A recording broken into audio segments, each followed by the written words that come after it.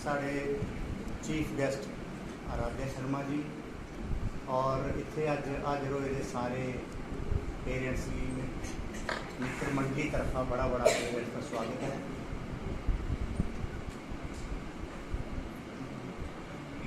मैं पद साहित्य च पहली बारी कोशिश की है। मिगी पता गलतियां बड़ियां सारियां होनियां, एक बारी तालियां हो जानियां चाहिए पहली कोशिश वास्ते। उम्मीद करगा कि मेरी गलतियां सुधारियां जाएंगी। मैं देसी महीने के उपर 12 महीने उपर दोहे लिखे दे वो अज सुनाना चाहता। बसाख महीने को शुरू करने मेरे ख्याल साले का पहला महीना देसी की क्या होंगे अद्धे हरें पता भी नहीं होना केड़ा केड़ा दसना तो चलो। मत्थे बूंदा उभरियां कई चिरै दे बाद मेले लाए बसाख ने आई गर्मी याद। साले बाद शुरुआत क्या बात अगला छप्पन छपाई धुप छा ला सिर अंदरी भेट हथ खौरा ते त्रिखड़ा आखदे हुंदा जेठ। वाह हाड़ पसीने दे चले बेबस करिया हाड़ सुन मसाने क्या सुन मसाने एक बारी फिर पढ़े सी हाड़ पसीने दे चले बेबस करिया हाड़ सुन मसाने शहर ते सुन मसाने जाड़। क्या बात है वाह। अगला चुप चबीती अंबरा उतरी कोई नज़ीर अंग अंग पुलकन लगा सौन की ए तस्वीर। वाह क्या बात है।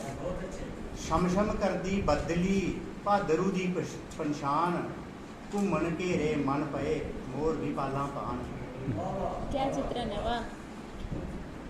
बरसांती बाद फिर गड़ गुड़ जाले लाते न। अगला महीना आया जुगती पाए गरड़ ने चार चबखे जाल पक जुगनू ने ले चली आसू ने चाल। क्या बात है वाह। एक बार पी पढ़ियो।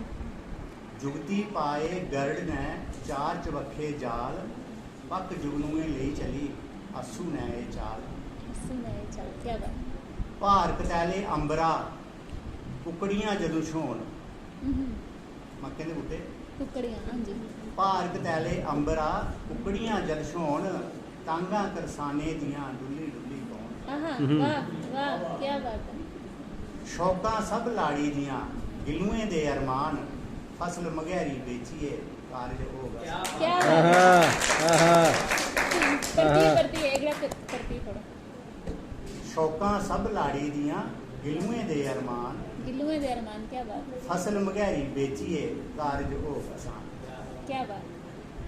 ठंड गुलाबी भी मुड़ी लगी बूए खड़कान वो आउंदे के सब जने पट्टू नवे बनान। क्या बात। माघ कवत्ता ऐ बड़ा ठुरकन हथ ते पैर नेल रजाइए पट्टुएं अंदरों अंदरी सैर। और अगला फग्गन वेड़े बोड़िया मेद होई फल भोग